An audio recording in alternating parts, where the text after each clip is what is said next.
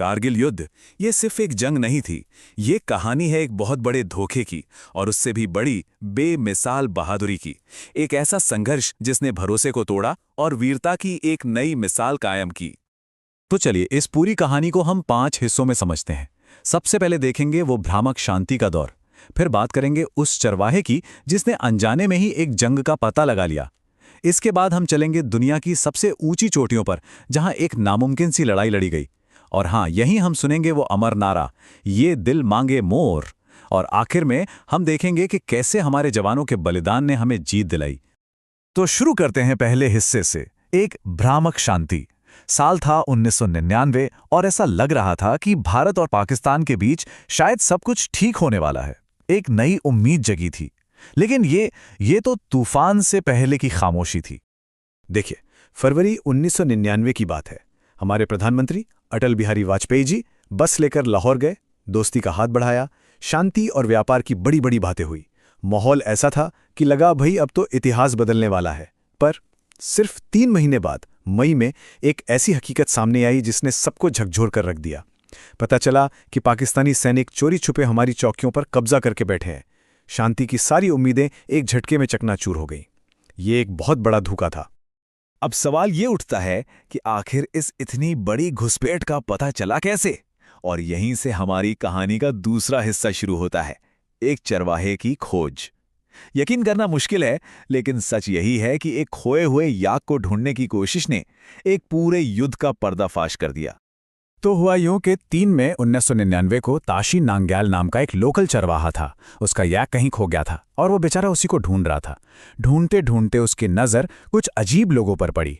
Line of control के पास करीब 6 लोग थे, हथियारबंद, लेकिन उनकी वर्दी वो इंडियन आर्मी की नहीं थी।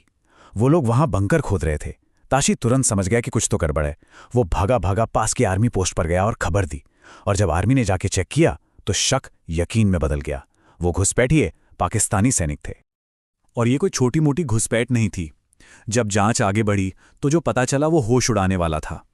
करीब करीब 130, जी हां, 130 भारतीय चौकियों पर पाकिस्तानी घुसपैठियों ने चुपके से कब्जा कर लिया था। और उनका प्लान बहुत खतरनाक था। वो लद्दाख को कश्मीर से जोड़ने वाले मेन नेशनल हाईवे NH1 को काटना चाहते थे ताकि सियाचिन में बैठी हमारी सेना तक सप्लाई न पहुंच पाए और पूरा इलाका भारत से कट जाए। तो अब भारत के सामने एक पहाड़ जैसी चुनौती थी। और यहीं से शुरू होता है हमारी कहानी का तीसरा और शायद सबसे मुश्किल हिस्सा, मुश्किल चढ़ाई। दुनिया की छत पर लड़ी गई एक जंग। भारत ने तुरंत जवाब दिया। इस मिशन को कोड नेम दिया गया ऑपरेशन विजय। और मकसद बिल्कुल साफ था, एक एक घुसपैठिए को कारगिल की चोटियों से खदेड़ना और अपनी एक एक इंच जमीन वापस लेना। लेकिन ये कहना जितना आसान था, करना उतना ही मुश्किल, बल्कि नामुमकिन सा। क्यों? क्योंकि दुश्मन सिर्फ सामने नहीं था, दुश्मन ऊपर था। और दुश्मन खुद वो बेरहम पहाड़ थे। जरा सोचिए, तोलोलिंग जैसी चोटियां, 16,000 फीट की ऊंचाई और तापमान -5 डिग्री सेल्सियस। ये सिर्फ नंबर नहीं है, ये वो जानलेवा हालात थे जिनमें हमारे जवानों को चढ़ाई भी करनी थी और लड़ाई भी। चुनौतियों की तो जैसे एक लिस्ट थी। सबसे पहली और सबसे बड़ी चुनौती, आपको नीचे से ऊपर की तरफ हमला करना था, जबकि दुश्मन मजबूत बंकरों में ऊपर बैठा था। दूसरा, दिन में आप हिल भी नहीं सकते थे, दुश्मन की सीधी नजर में थे, तो सारे हमले रात के घने अंधेरे में करने पड़ते थे।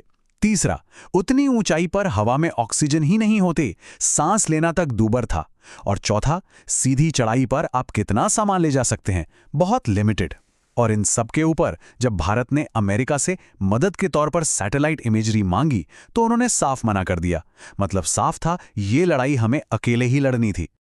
उस वक्त हालात कितने मुश्किल थे, इसका अंदाजा आप एक सैनिक की बात से लगा सकते हैं।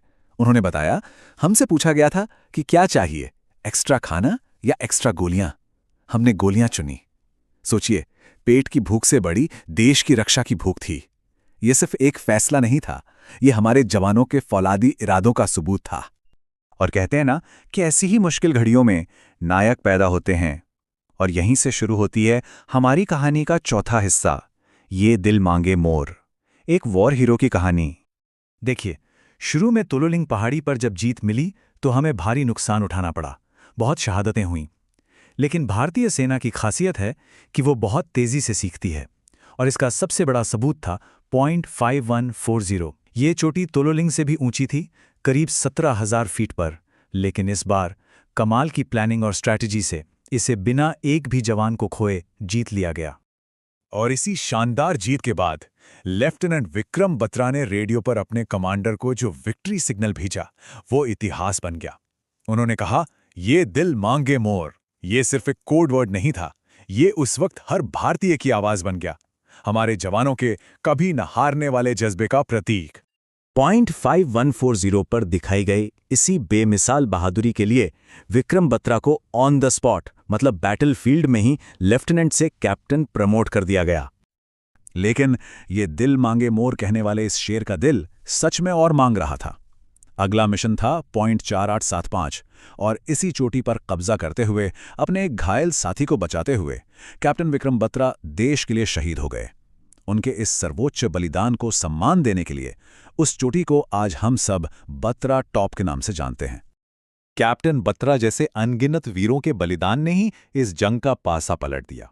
और यहीं से हम पहुंचते हैं अपनी कहानी के आखिरी पड़ाव पर, बलिदान से मिली विजय।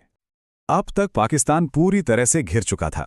एक तरफ तो हमारी सेना के ताबड़तोड़ हमलों ने उनकी कमर तोड़ दी थी, एक के बाद एक चोटियां हमारे कब्जे में आ रही थीं, और दूसरी तरफ अंतर्राष्ट्रीय स्तर पर भी पाकिस्तान पर जबरदस्त डिप्लोमैटिक प्रेशर पड़ रहा था। उन्हें समझ आ गया था कि ये घुसपैठ बहुत बड़ी गलती थी, और अब उनके पास पीछे हटने के सिवा कोई चारा नहीं बचा था। और फिर 11 जुलाई 1999 को पाकिस्तानी फौज ने आखिरकार वापसी शुरू कर दी। इसके ठीक 3 दिन बाद 14 जुलाई को प्रधानमंत्री वाजपेयी जी ने ऑपरेशन विजय के सफल होने का ऐलान किया, और 26 जुलाई 1999 वो तारीख थी जब कारगिल युद्ध को आधिकारिक तौर पर खत्म घोषित कर दिया गया। भारत जीत चुका था। लेकिन हर जीत की एक कीमत होती है, और इस जीत की कीमत बहुत बड़ी थी। एक नंबर जो हमें हमेशा याद रखना चाहिए, 527। हमारे 527 बहादुर जवानों ने इस जंग में देश के लिए अपनी जान कुर्बान कर दी। तो कारगिल सिर्फ एक सैन्य जीत नहीं थी, यह अपने आप में एक सबक था, जिसने दुनिया भर की सेनाओं को सिखाया कि हाई एल्टीट्यूड वॉरफेयर क्या होता है। और यह आज भी हमारे सामने एक बड़ा सवाल छोड़ जाता है कि आखिर कारगिल युद्ध ने पहाड़ों पर लड़ी जाने वाली जंग के तौर तरीके हमेशा के लिए कैसे बदल दिए, और दक्षिण एशिया की जियोपॉलिटिक्स पर इसका कितना गहरा असर हुआ।